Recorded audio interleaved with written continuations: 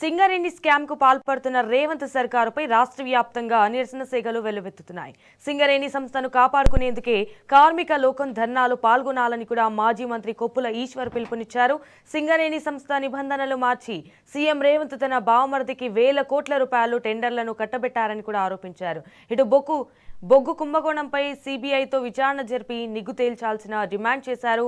రాష్ట్రాన్ని అధోగతి పాలు చేస్తూ కాంగ్రెస్ సర్కారు అనేక కుంభకోణాలకు పాల్పడుతోందని మండిపడ్డారు. అవినీతిలో వాటాలు తేలకపోవడంతో మంత్రులు కొట్లాడుతున్నారని ధ్వజమెత్తారు.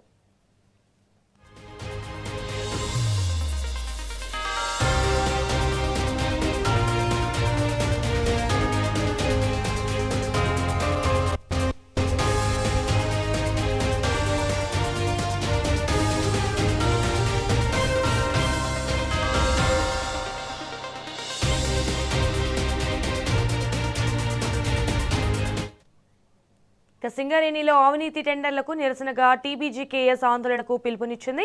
సింగరేణి వ్యాప్తంగా అన్ని జీఎం కార్యాలయాల ఎదుట టీబీజీకేఎస్ అధ్యక్షుడు మిర్యాల రాజరెడ్డి ఆధ్వర్యంలో కార్మిక లోకం ధర్నాలకు నడుం బిగించింది.